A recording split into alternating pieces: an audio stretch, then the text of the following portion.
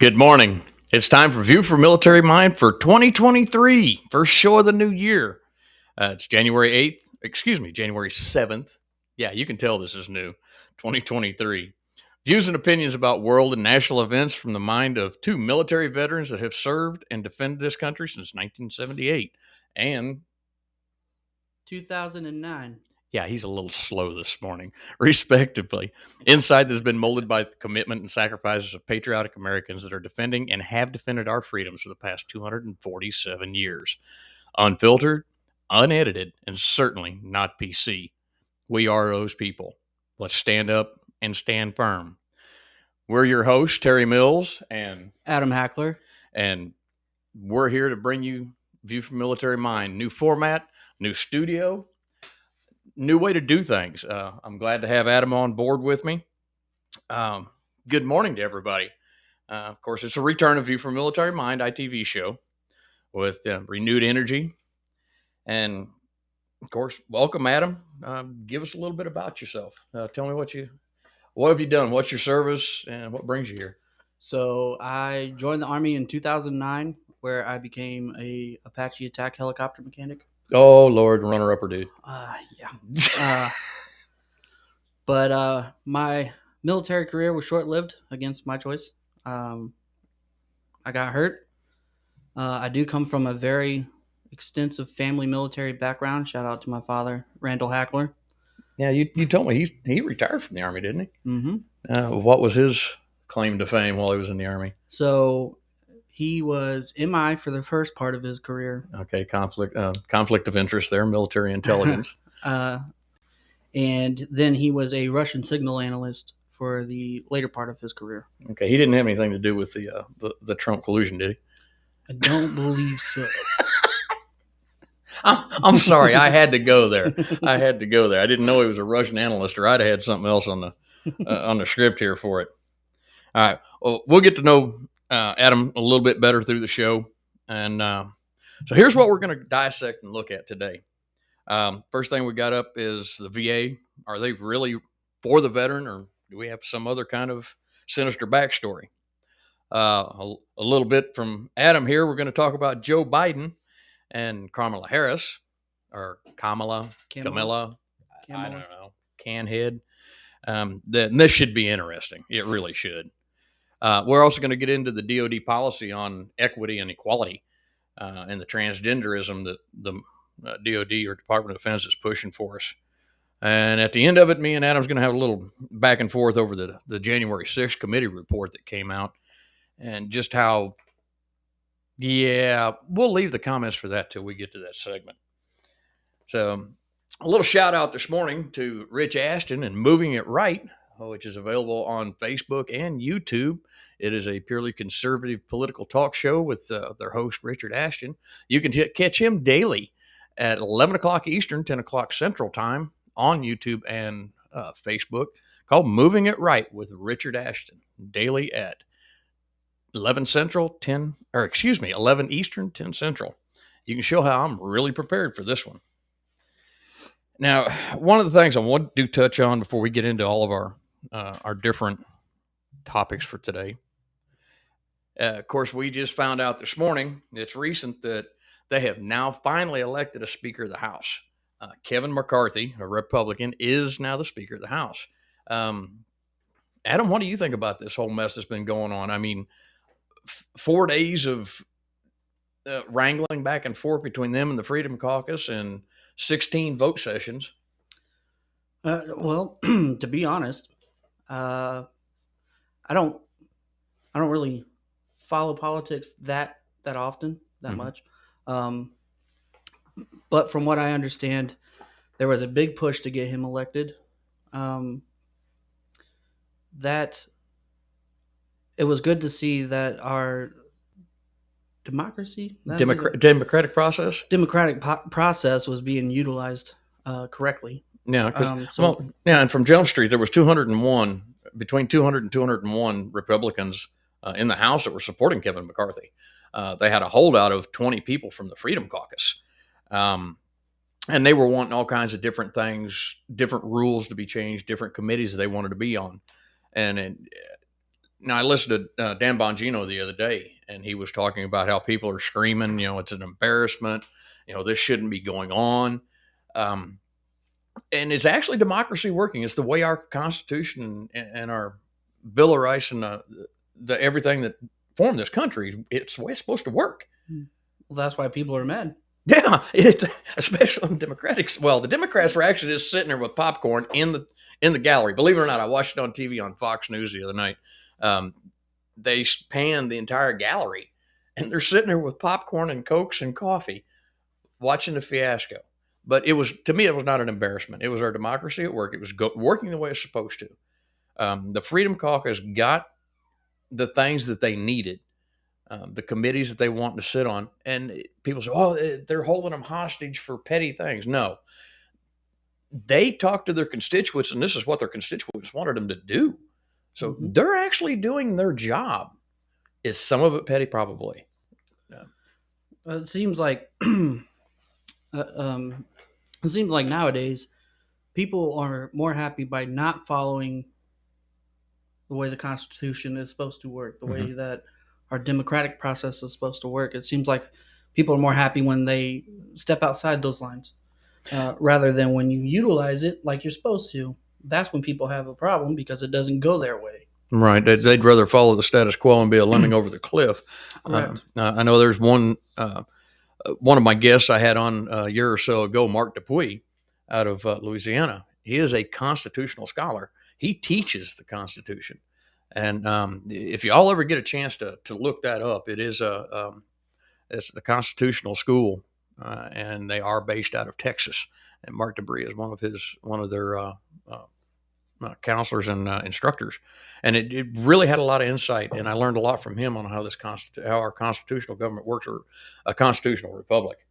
And we got to see it firsthand actually do what it's supposed to do this time. It was really interesting.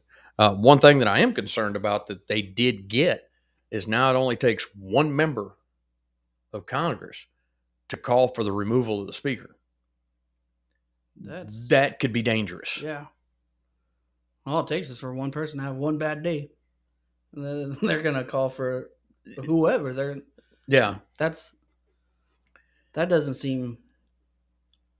doesn't make any sense. Yeah, it doesn't to me either. And fortunately, all these new rules and new committees still have to go before a vote on the floor of the House. So it's not like it's written in blood and stone yet. Right. But that one caught me off guard. Like you said, somebody could have a bad day or not agree with McCarthy, or Kevin's got something else on his plate that needs to be done that is of utmost importance to us, i.e., how about the defense bill? So we can support the military and the veterans. And somebody just either didn't get laid last night or had a bad coffee. And I agree with your point on that. And that's my concern. They'll use a baseball bat over the Speaker of the House's head, no matter who it is. Yep. So it's going to be interesting. I'm looking forward to see how this is going to go. Now, the VA, a big topic for a lot of veterans. Someplace that we pray that we get help out of, has become I don't know what. It's become something. Yeah, we're not sure what the hell it's going.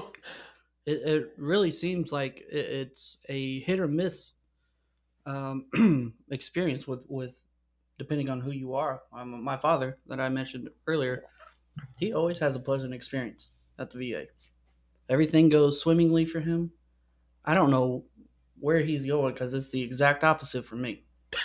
What kind of experiences you had up there?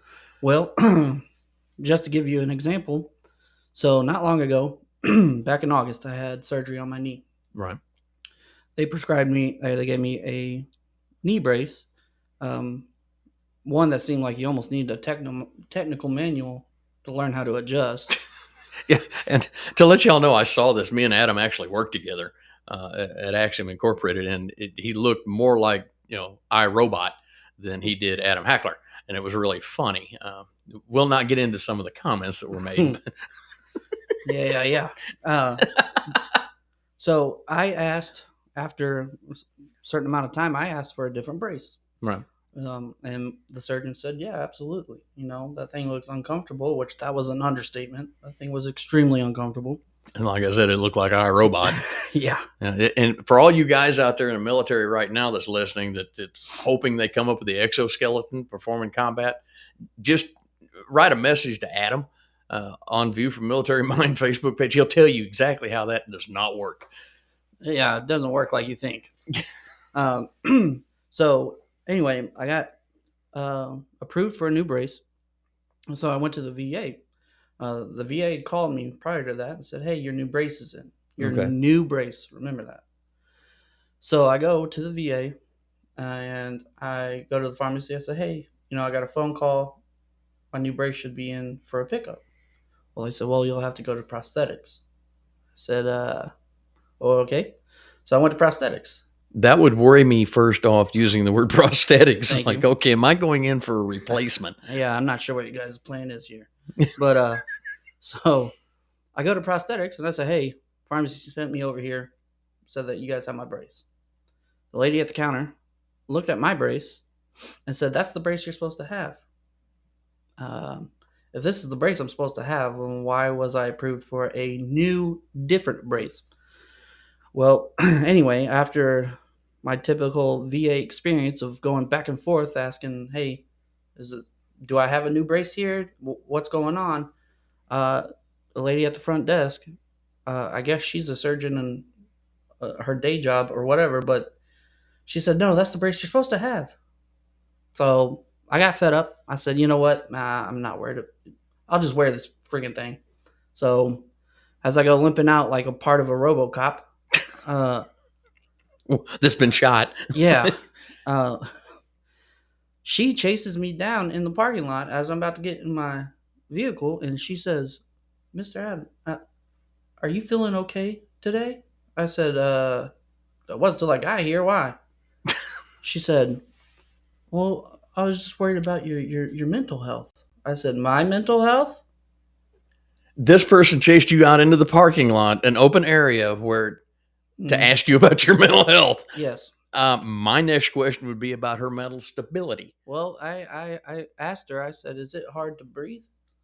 And she said, what do you mean? I said, with your head so far up your fourth point of contact. And she said, no, sir, no, sir. And I said, oh, okay. Didn't deny it. You agreed. I said, well, don't run into the door on your way back. I know it's probably hard to see up there. So, wow. Yeah, that's it. There are so many things. And I've heard so many stories from veterans, different generations from Vietnam. I've even I had the privilege to talk to a couple of Korean and World War II vets. There's a lot of people that do have good experiences. Here lately, midway through my experiences with VA has been pretty good. Early on, it was absolutely atrocious. Here lately, it's been kind of delayed.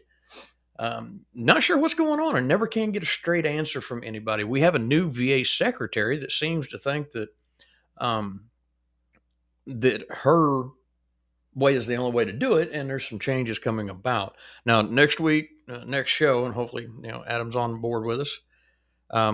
We're going to get into more of that with that VA secretary and their outlook and see what they plan on changing. I know there's a lot of things happening with the wokeness that's going on. The transgenderism.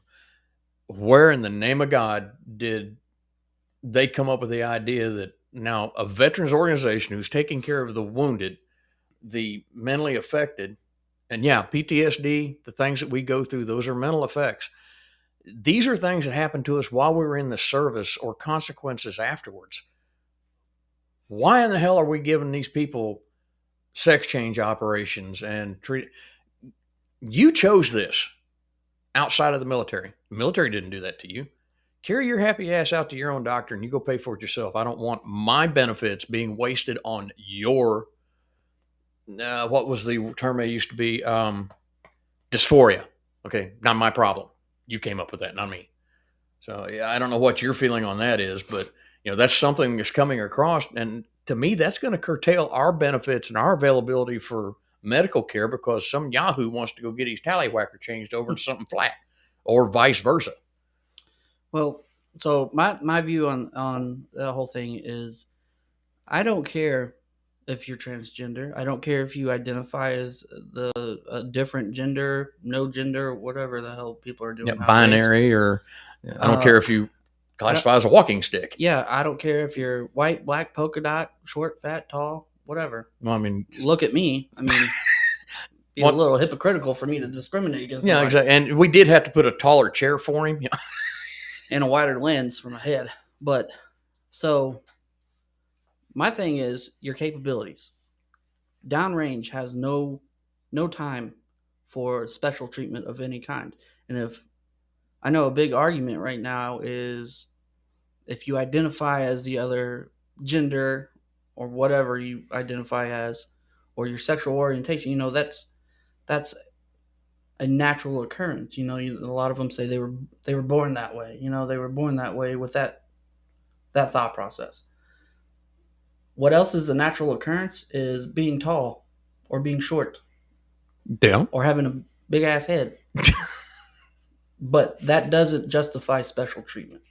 No, it doesn't, and I'm glad you brought that up with special treatment because that segues into our next topic, talking about the DoD and their most recent um, fiasco that's going on. Uh, Recently, it was put out and become effective January 1. This is what I'm understanding, that the DoD, Department of the Army, Department of the Navy, Department of the Marine Corps, Department of the Air Force, and yeah, it's Department of Homeland Security that controls the puddle pirates. I mean, the Coast Guard. So, but anyway, this is a policy that's been put out. Commanders are being directed that if you have a service member that now identifies as transgender, that person, if he identifies now as a female and it's in DEERS, let me make that stipulation. I had to learn this last night. It has to be in DEERS. For those who do not know what DEERS is, that is the system. We put all of our personal information in there, PII, personal identifiable information. Once you put in there what your gender is, that's what you're considered. Okay. Which to me is absolutely asinine. It doesn't take much to go over there and, hey, doc, check their junk, see what they are. But they don't do that anymore. It also lists your family members and any special needs and things like that. A lot of things that DEERS does. But now, back to what I was originally on. If DEERS identifies that you have said, I am a female, okay, most people will laugh at me because that's not going to happen. When they go to the unit, the commanders are required to provide this individual with facilities with the female soldiers. Yeah, okay. Just mull on that one for a minute. Okay. If they go to the field, again, they'll be able to use facilities, latrines, showers, things of that nature with the female soldiers. And this is vice versa. If you have a female that's identifying as a male, she can use the male facilities. Brings up two problems real quick. And I got to thank my girlfriend about this, bringing this up. If you've got a guy walking into the female shower, wants to stop him from doing something outlandish like rape. Yeah. I mean, and the same way in the guy's shower, she has just walked in there with 15 males. Somebody can take advantage of this. yeah. I don't think that the choice, the decision on the acceptance of special treatment and everything that goes along with this, I don't think it was fully thought through of the possible consequences or ramifications of some of these situations, and that seems to be a common theme with really anybody nowadays in a position of power or decision making is things are not thought through thoroughly. They're more concerned about being ridiculed. They're more concerned about being politically correct. Yes. Or as the term has been put out there, as being woke, which in this case, I mean, they're pushing across a socialist agenda and turning the Army into a social experiment again. Mm-hmm. Now, we have been the military in general, not just the Army. I speak for the Army I speak in reference to the Army because that's what I've been in. But I mean, it was described the other day by a retired general. We are now worse as a social experiment in the military branches than we were immediately after Vietnam when they went ape shit. Yeah. To think we didn't learn from history. We come up with all kinds of social things, all kinds of acceptances we had to have. Um, we've had the don't ask, don't tell. We've had the acceptance of gays. Now it's LGBTQ, whatever alphabet they throw at the end of this damn thing. Now you want me to accept somebody that went in there and is still hanging around with the boys and Big Jim in the females. First, I'm going to shoot him. If I was to see him to walk in with my daughters or a female friend or my girlfriend or something like that, there's going to be repercussions. Seriously. And I mean, you guys didn't have to deal with this during the Revolutionary War, right? Why did I know this was going to come out? Wow. Ass. That's what I'm here for. Yes, I know. But this is something that seriously concerns me. And I am so glad that I've come to the end of my career to have to deal with this. What I see our military coming to across the board, all of them, seriously scares me. We can't retain people now. We can't recruit people now. And you've got some woke bonehead up there sitting at the type. And people, correct me if I'm wrong, go back over my past 2 years of shows. I told you, having Lloyd Austin and Mark Miley up there in the positions they're in, and some of the other secretaries of the services, was going to be a problem. Did I not? I was not kidding. And here we are. They are so politically connected that they're pushing this democratic social agenda across to us into the military. Now, how are we going to fight a damn war? We can't right now.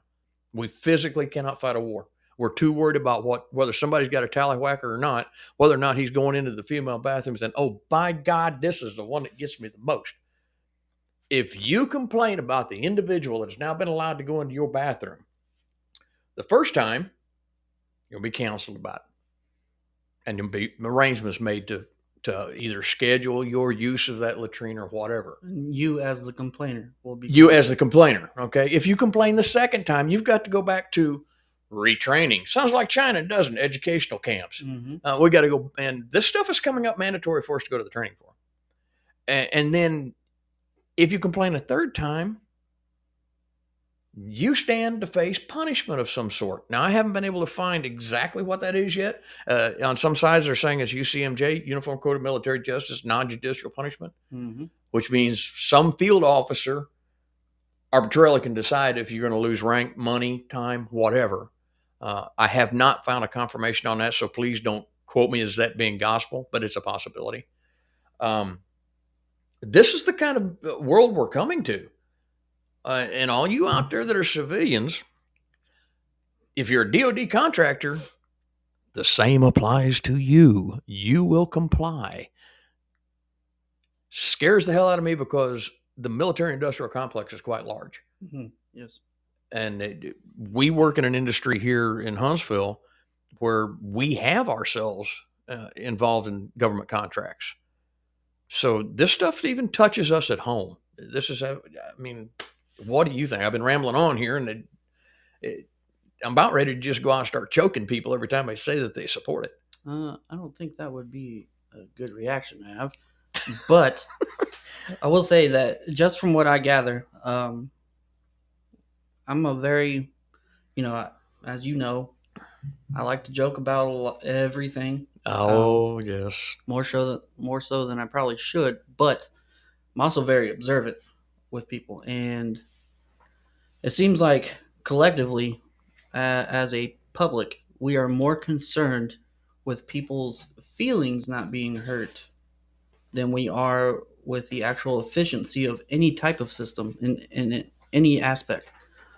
In this case, with the military, they're more concerned about being politically correct, giving somebody the right bathroom, than they are effectively building up defenses for any potential conflict that may come up. And that's going to come back and bite us in the fourth point of contact. That's Yeah, it already is, Adam, in all reality. Yeah. I mean, we take a look, like I mentioned just a little bit ago about our recruiting numbers and our Mm-hmm. retention numbers. I mean, I just heard recently from some folks that I know that are in on active duty had a major 24 years in. Yeah, he could retire, and that's exactly what his did. His brigade commander come down and said, "You will do this," and he goes, "No, I will not. I'm retiring. I'm done." We're losing good, solid leadership Mm-hmm. that actually know how to fight wars, that know how to lead troops, take care of their people, and they're not politically corrected. They're not politically correct. They're not politically connected. And people are losing sight of the whole point of a military. The whole point of a military is to have a designated group of people go fight on behalf of your country Mm-hmm. to preserve your way of living, to preserve your rights, your freedoms, everything. But now everybody is more concerned about hurting whoever's feelings, and if they're going to cry about it, or people people are focused on the wrong things right now. Yeah. And that's based on my opinion. That's that's what I observe is we're more concerned about these whole kumbaya type circles than we are going to fight for our brothers and sisters and Mm-hmm. fight for our families. We're more worried about, cousin Timmy wants to get his Yeah. junk cut off. Now he's got to have a special bathroom and he's got to be held to a different standard, which that's ridiculous too. Mm-hmm. You know. And besides, the last time I was in combat, I didn't see any bullet out there going, "Are you transgender? Or do I have to do something else?" Mm-hmm. I ain't seen a freaking bullet one do that shit. And an RPG really don't care Yeah. because it's going to take out a whole bunch. Mm-hmm. So we need to stop all this silly crap. Go in there as a human being, a man and a woman, do your job, fight what you're supposed to fight. All this silly social crap, keep that at home. Do that back when you get back on the block or when you retire. Don't shove it on those who want to really do their job. Uh, we fought about things like this before, and it managed to get squashed. But now it seems that its ugly head is there to stay, um, and I no way I can support it. Um, Somebody comes up to me and says, "I gotta have a special bathroom. Can you just hold the war for me?" No, the fuck not. Okay, they're shooting at me, and you need to either be the bullet stopper for me or go away. Quit interfering with what I'm doing. Mm-hmm. Okay. That gets to be a pretty serious subject, and I'm hoping I see some comments that come across Facebook and Twitter and YouTube and the other platforms we're on, because we really want to respond back to that. I want to see what you guys have to say out there, you ladies and men. What your comments about this is? Do you feel it's really going to tear up our military? Which I do. A lot of people that I've already talked to feel that way also. Or do you think it's the way we need to be going in our military? Do you think it's the way we need to be going in our social circles? Social boy, I got my tongue over my eye tooth. I couldn't see what I was saying. But should we be going through this for such a small minority? Because the minority or the number of people that are that way in the military is less than 1%. Less than 3% identify as gay or lesbian or anything of that nature. Mm-hmm. So here we've got the tail wagging the dog instead of the dog saying, "Okay, we understand what you're going through. We'll help you with it, but you're not changing the entire dichotomy of what we've got going on just to make you happy." Okay, it doesn't make any sense. Now, this next segue, we're going to go ahead and segue into the next one, because this particular individual has been a comedic show from day one. And he's the progenitor of a lot of this crazy crap we've got going on. And his little blind partner that seems to not know where the border is or anything else that she's doing. Adam, can you just give me a little insight into Joe Biden and Kamala Harris? I mean, I know you've got a lot of thoughts about these two.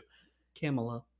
Okay, Kamala. Also, so like I said at the beginning of the show, I don't follow politics a whole lot. But what I do take an interest in is stupidity, not ignorance. So you spent a lot of time watching this man and this woman run around the country. I get so excited. when I hear that he's going to give a speech, because it is inevitable that he's going to come up with a story that has nothing to do with the event he is at. Yeah, I know, I know, and just to give a little tag in here too. I want to see how this is going to work out. You know, he's going to visit the border, right? If he can get there, yeah. Well, yeah. Well, they got the Mexican government's going to show him where it's at. He's going from the wrong side. Yeah, I can see it now. He's going to be in there. I love Mexico. I love Italian food, but Oh my God, yeah. Grandpa Joe, he just, I saw a video. I don't know how old it is or anything, but I saw a video where he was telling a story about during the summer his leg hair would grow out and it would turn blonde.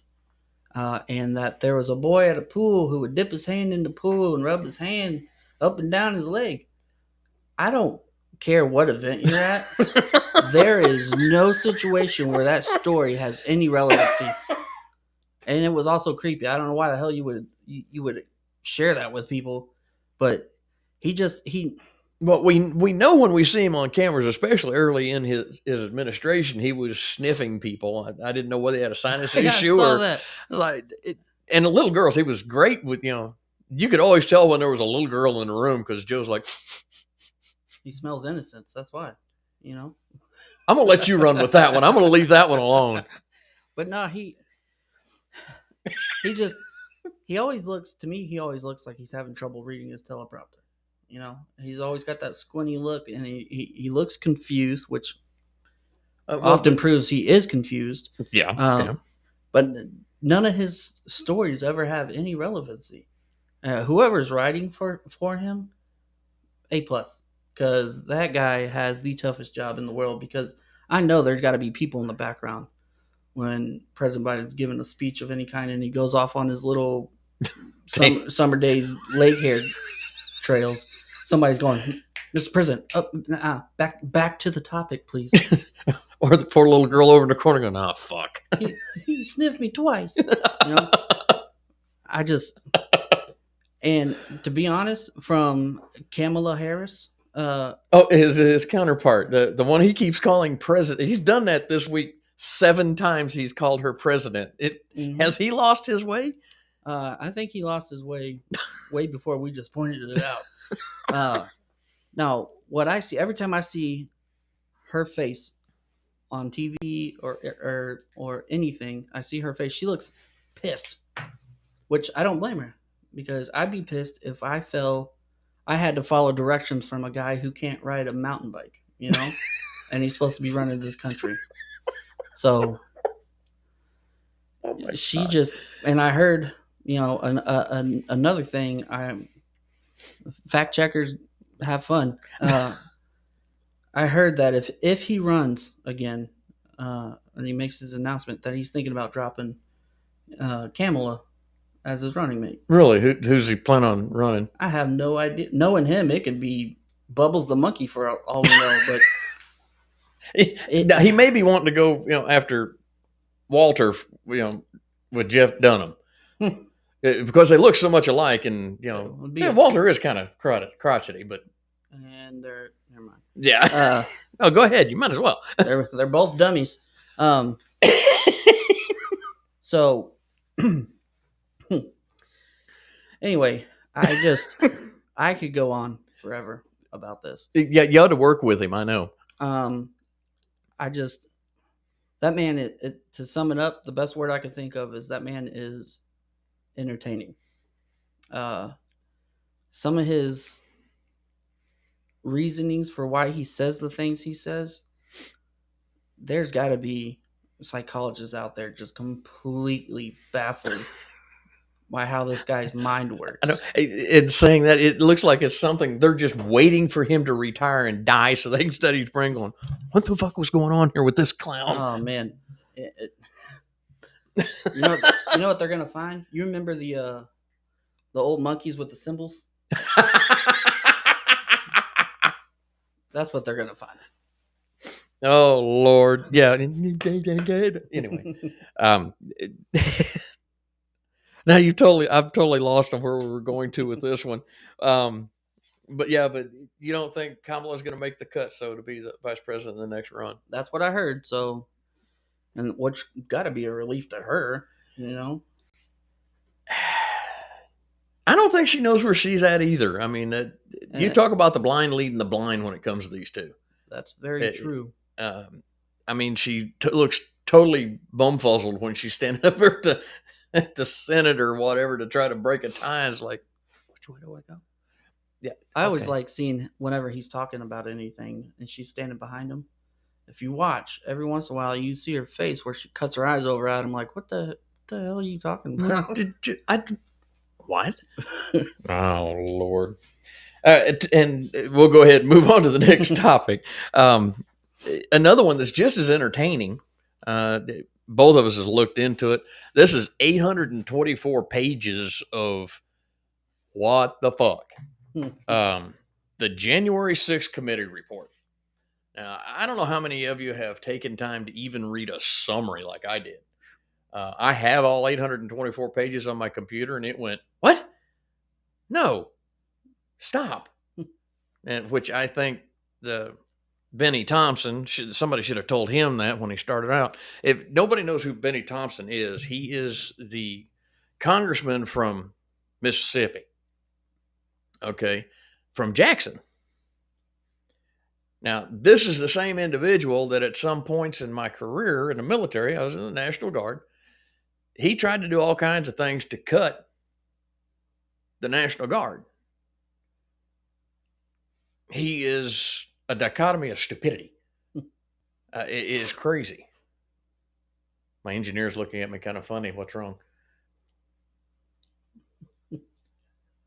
For those who don't know, I do have an additional hand back here in the corner, and yeah, she won't let me identify who she is, but it keeps I'll pay for this one later on. But I thank her for doing what she's doing. She's helping out a whole bunch. But anyway, Benny Thompson is actually shouldn't be in charge of this committee. He has an agenda, along with what's her name? Her dad was vice president.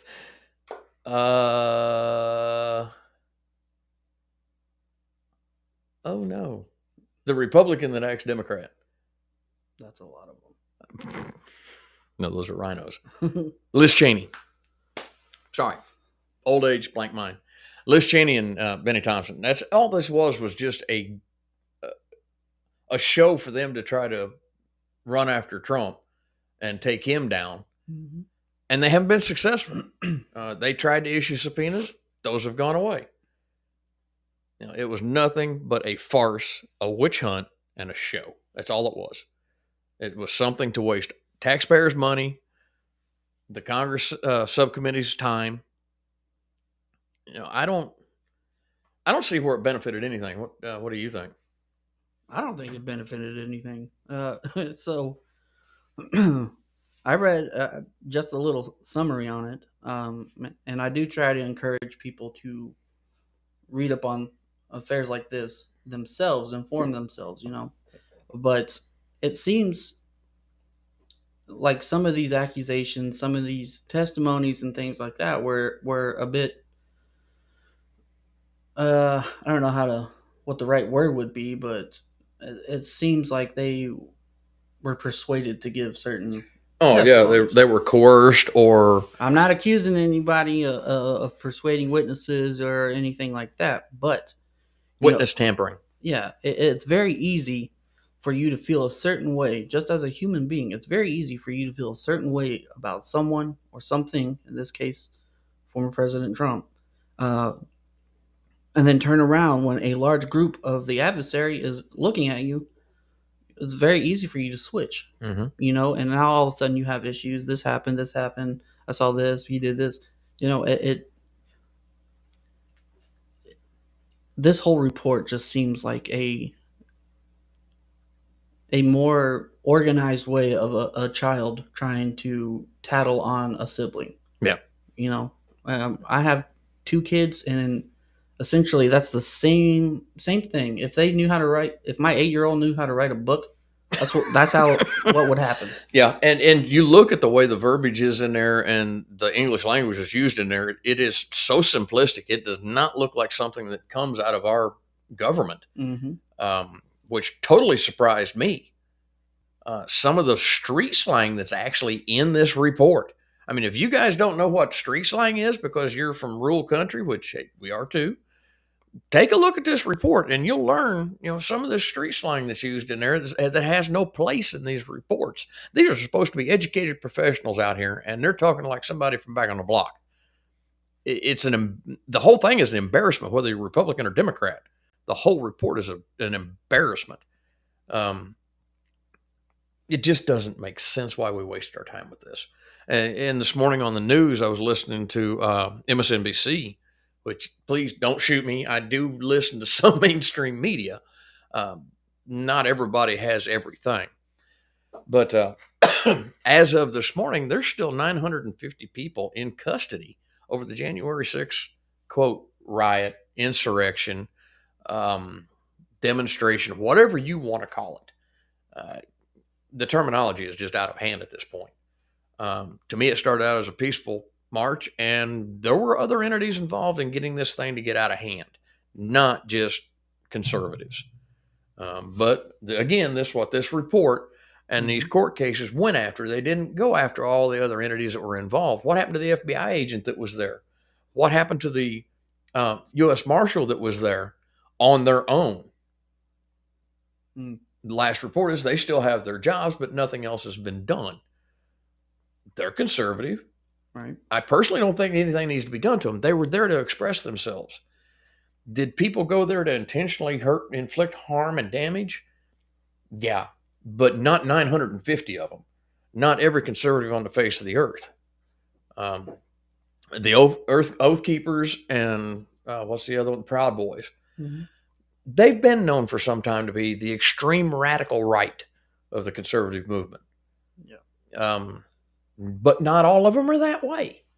Yeah, and that's the problem too. Is people who are not associated, or people who oppose the opposite side, right? Mm-hmm.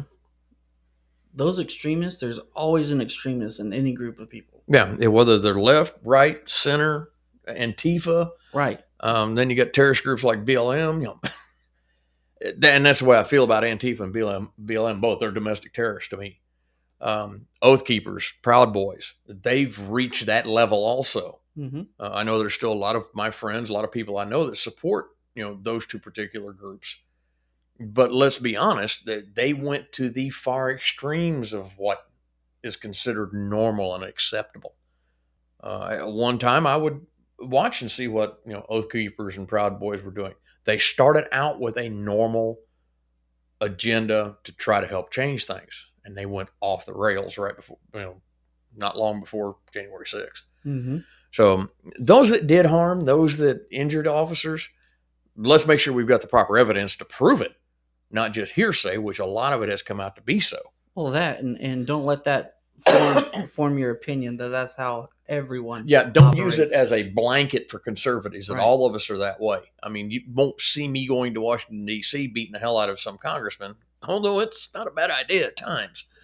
But I'm not going to physically go and do that. Mm-hmm. If I'm involved in a protest up there, a march, which for our country, that's always been part of us.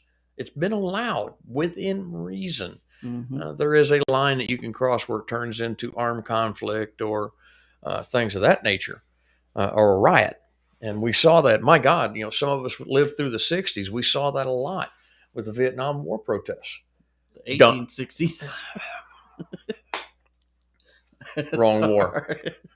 Wrong war. And they didn't protest back then. They just run around with pitchforks and torches. That's right. And muskets, right? Yeah. Sorry. It's just, he's jealous of age, and he's getting there. You got enough age for all of us. I'm just kidding. Wow. See what I have to put up with? And I love the guy. I mean, look, I brought him on my show. That's a scary thought, isn't it?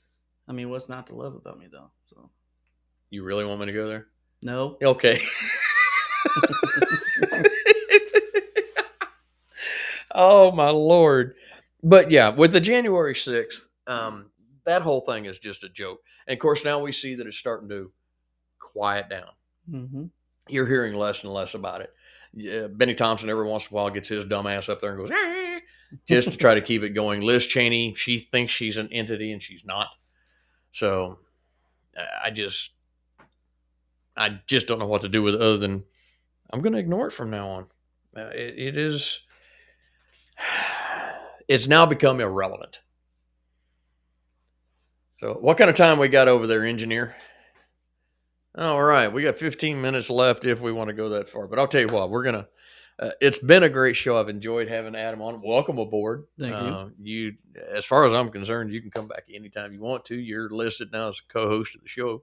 I appreciate that. One of these days, I'm going to hand it over to you and say, "I'm taking the freaking day off. I'm out of here." I don't think you want to do that. Oh yeah, I do. I want to see it happen. But anyway, go to Facebook, go to Instagram, go to Twitter, go to YouTube. Leave your comments on there. Let us know what you thought about the show. Let us know what you'd like to see changed, what you'd like to see added. If you want to be a guest on the show, by all means, I'd love to have you on board. We can add on up to 10 guests. We can just make this a little party. And Adam would be so excited, we'll have to dress him in a straitjacket. But write to us at vfamm2020 at gmail.com. That's vfamm2020 at gmail.com.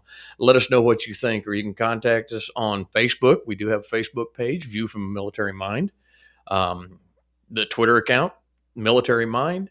And with YouTube, it's also View from a Military Mind. So send us a message. Let us know what you think. Adam? I appreciate you inviting me onto the show, designating me as the co-host. I forgot what I was about to say. So Yeah, it'll get better with time. You'll either be like Joe Biden or you'll be like me. yeah. So there's one time. No, I'm just kidding. I appreciate everybody who tuned in. Again, shout out to my dad for his service, to all veterans, all active duty, whether you were here for the Revolutionary War or not. Thank you for your service and you're willing to sacrifice. And just to echo what Adam said, thank you to everybody. Thank you to all the veterans, all the active duty, the National Guard and Reserve, brothers and sisters, all. This show is for you. This gives our viewpoints. I know not everybody shares mine and Adam's viewpoints. Bring them to us. We'd love to share what you got. If you want to come on yourself, you share it. Until next Saturday at 10 a.m., we will be on. Look forward to hearing from everybody. Thank you for being here.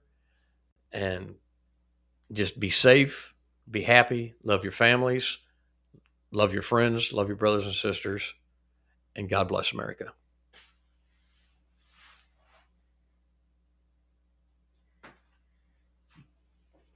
Go to the top.